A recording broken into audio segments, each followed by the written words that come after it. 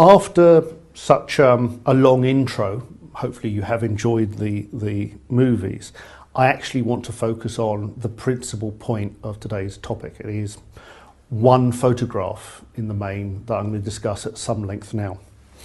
First thing that I think is important, I've talked about Garrison's note to President Clinton, and you will have had a look at the website.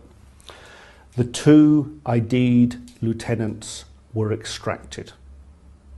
So at least in part, the main military objective was achieved.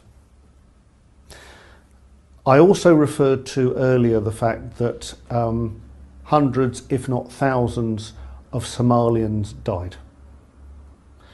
In contrast, we're looking at about 100 men who either lost their lives or were wounded. Now, I'm not in any way downplaying that.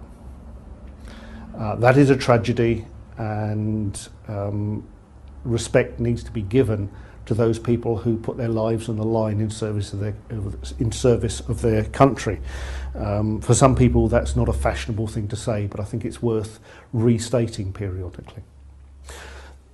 The media coverage was on the loss of American life, and also the nature of the loss of the American life. And some of it was portrayed in an enormously graphic way, not in the film, but actually on the media that was being streamed into the homes of various people at the time. Media images and reports from Mogadishu showed at least one corpse of a US soldier. In fact, the video footage that I mentioned in the Black Hawk Down, or the true story of the Black Hawk Down, the History Channel documentary, appears to show a number of fallen soldiers being paraded as trophies. It wasn't enough to a certain degree for the military might to be blown out of the air. Those inside the helicopters had to be humiliated in their death as much as anything else. Okay. If you talk to or follow through on some of the Somalian opinion, the Americans were invading. This is not their land. Why are they there? So there's a high degree of hostility in the way that the parent population, so to speak, to this particular event dealt with it. Many supported the Americans. Many saw them as helping to provide a degree of stability. But for those who were loyal to ID, they did not want them in their country. Now, I just want to reflect back on one person who was actually in Mike Durrant's helicopter, Super 64, that was taken down during the Battle of Mogadishu.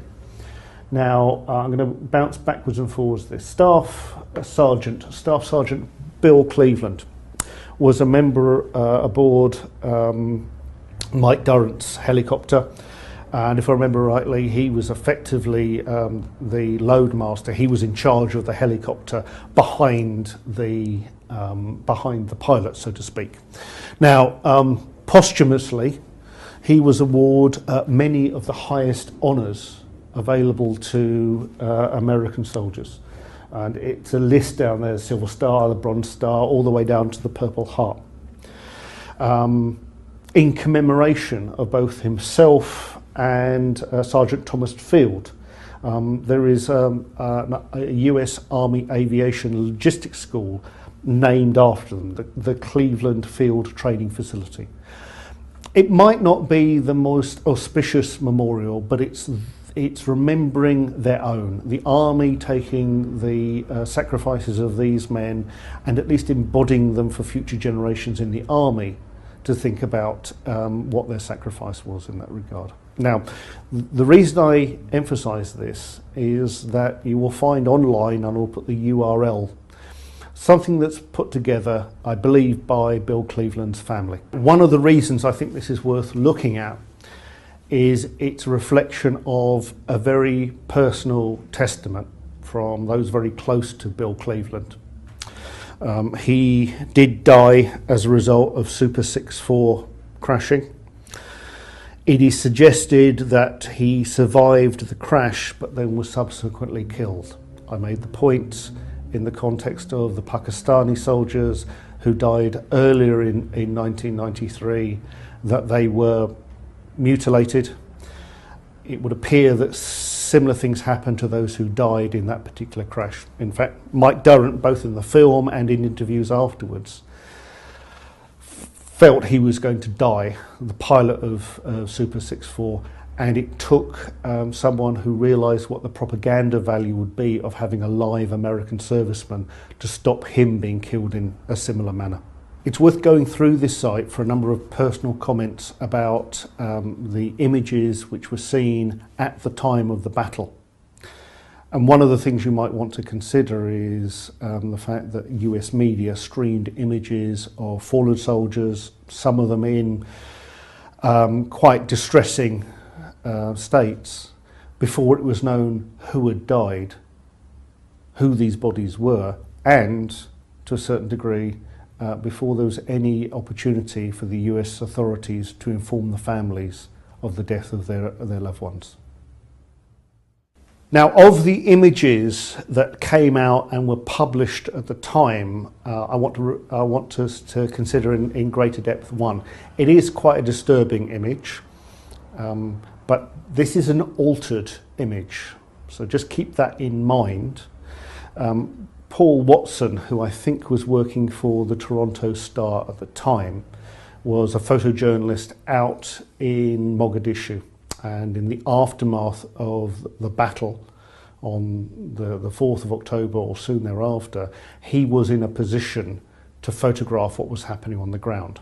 So let's take a look at the photograph, or at least a photograph from that particular time.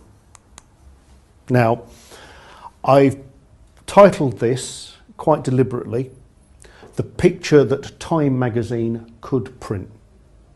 Okay.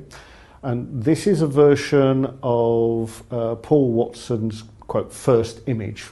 I will show you that a little bit later on. This is what Time published. Materially, it is very, very similar to the unaltered image. I will reveal what has been changed later. But just consider what this is.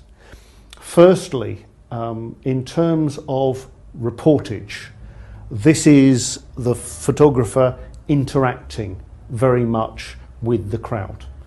It might seem like a very bizarre analogy, but my understanding of photojournalism, or at least the main thrust of photojournalism, is to observe and to report. Now, certainly that's taking place in this picture, but you can see from the positioning of the individuals, they are staring down the barrel of the camera. It's not posed per se, but there is the interaction between the cameraman and the subject. So I liken this to a little bit in Heisenberg's uncertainty principle. To actually observe what's happening in subatomic particles, you actually have to interact with them, and therefore you cannot determine either their mass or their speed simultaneously. In this instance, Paul Watson is actually dealing with the crowd, and this is showing a group of individuals who are displaying a trophy. That's not a criticism of the photographer, it's actually dealing with the situation as is. How do you get a photograph back? Now, the fact you might consider that the central feature here is a fallen American serviceman. Those who went into Somalia went in either under UN supervision, so to speak, in the name of the UN, or were there to actually try and make sure the peace could be kept. I'm not sure what your views would be as the viewer, as watchers of this course, but I think there is an element to which the dignity of the dead might be something to consider. And again, we dealt with that very briefly about earlier about the reaction to Mrs. Thatcher's death in the recent past as well. Here is someone who has been stripped of their uniform. Their right leg is bent into an unnatural position. They are strung up. This might be a piece of meat. It's someone who's being dragged through the streets with a baying crowd. None of this talks to me about the dignity of the soldier, either in the context of having died in service of his country, or the way that he's been treated by the opposition, so to speak. I think this is a very traumatic image. I will stand corrected, but I believe that Paul Watson won a Pulitzer Prize for this image. It's not the one that he thought was usable because, to a certain degree, of the prostate position of the central character. So he took a second image, and I don't think this is any less traumatic. Again, it's closer cropped. He doesn't have so much of the body there, but if you can pick out at the bottom, what we have is someone's foot on the soldier's face. There are a number of ways that you can interpret this. The ultimate triumph, you can crush your opponent. So I would take this as being equally disturbing. And again, I'm not in any way criticising the photographer, but it's dealing with the situation as he found it. And he made the point that those who he was working with at the time did not want him to take another photograph. So there's an element of his own personal risk for taking a second image in this way. The crowd was extremely hostile. He was a Westerner. It didn't matter so much where he actually came from. He was from outside. This is a horrible image. The fact he considered it, quotes, more suitable is only from a matter of degree. So both of these are displayed, both of these are images of what was happening, but neither of them show a great deal of respect by the Somalians for their opponents, in this case, members of the US Army. To a certain degree, the photographer himself was surprised about the use of the image. It's one of the reasons that he took the, quotes, second shot, that he had a photograph which conveyed most of the drama and the relationship between the Somalians and the member of the American Armed Forces. Again, it looks a horrible image, but to the Somalians, this was an invader, this was an alien, this was someone they did not want in their country, those who were loyal to Mohammed Farah Aidid. So it's not condoning in any way the action, but it puts it into that context. Here are two photographs compared next to each other. I'm not more or less offended by seeing someone's genitalia. I am offended that a decision was made to cover up the part of the man's testicles and the penis that was showing. Because if this is reportage, this is reportage. Again, not a criticism of the photographer, but those who subsequently use it. And Paul Watson on The Change actually said, it was very telling. The decision was made to censor something considered sexually offensive. Okay, while the outrageous violence of desiccating a corpse is deemed safe for general public consumption. So the photographer himself was surprised, and I think this is worth reflecting upon. I used the quote a little bit earlier.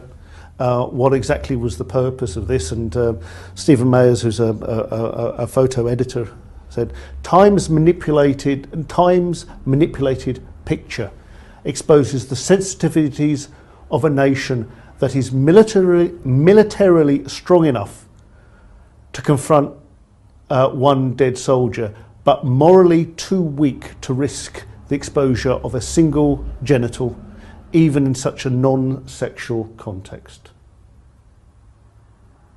Now, I'm not sure that American society was necessarily, quotes, strong enough to deal with that image per se, in military terms. But having shown the violence, think of Paul Watson's comment, why is something that is not erotic or titillating suddenly deemed to be unacceptable in the context of that photograph?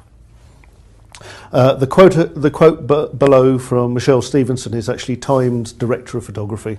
It was felt we should run the whole picture untouched for the dignity of the man and his family.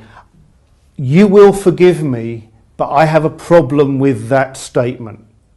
At what point in time is the publication of that photograph in the context of what went on showing respect for the dignity of the fallen soldier and his family? The original image would have offended more than the slightly altered one.